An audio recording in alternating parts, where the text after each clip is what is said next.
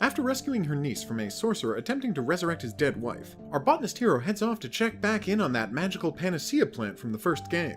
Her brother has found the perfect place for it to bloom, which, unfortunately, has attracted the attention of the Cloud King, a magical blue-skinned man with a nefarious plan in mind for all of the surface dwellers, who have been polluting his beloved skies with smog for like 200 years at this point.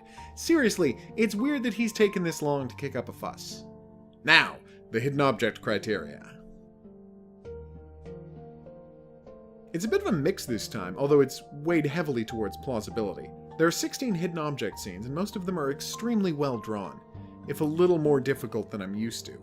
The plant gathering sequences look especially good, with believably overgrown patches of earth producing a wide variety of plants. Most of the other screens are quite plausible as well. Discarded pieces of armor around the feet of an ancient statue, the random artifacts brought to a nest by murderous insect lizards. There's some fairly rough ones as well though, with nonsensical objects placed randomly around screens, as well as some size cheating, and even a couple of repeated items that appear in multiple screens. There are far more good screens than bad ones, but there are a couple of bad ones.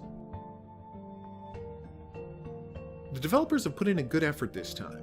There are a few assembly screens and a bunch of plant gathering sequences, all of which make perfect sense within the story. The rest of the screens are 12:1 though, and while most of them are well designed, it's a little annoying that they weren't able to make all of the screens justified. I will say that while the hidden object scenes were more difficult than usual, they weren't unfair in any meaningful way. The hidden items could all be found in relatively logical ways, and where colors were changed, it was always due to obvious light sources. This is a good title to challenge anyone who finds standard hidden object scenes a little too easy. It's a decent story this time, although it's undercut by a plot twist and lack of care given to the villain's point of view. Early in the game, the player is asked to find a magical item to help stave off disaster, but then it turns out the item was actually needed to cause the impending cataclysm.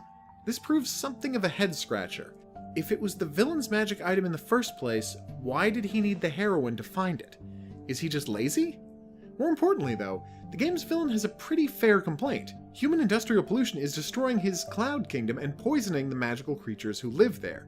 His response, wipe out humanity in a biblical flood, is probably a little over the top, but that doesn't mean he shouldn't be taken seriously.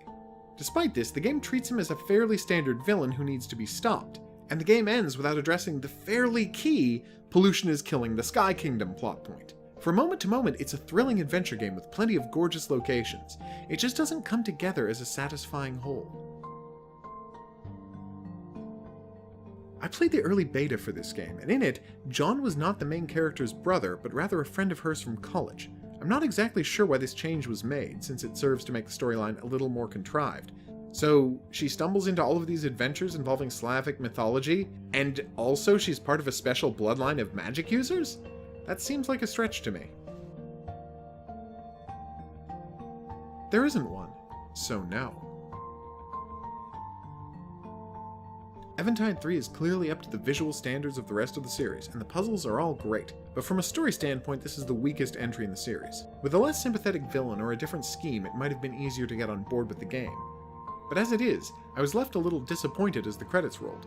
More importantly, the game leaves a fairly huge question unanswered. If this is the botanist's brother, does that make the niece from the previous game his daughter? Or are there other siblings in the family?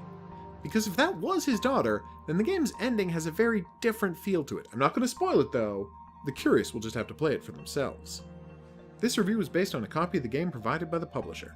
If you'd like to watch the playthrough that led to this game, just click on the rectangle that allows you to do that. See you back here for the next review, but until then, au revoir.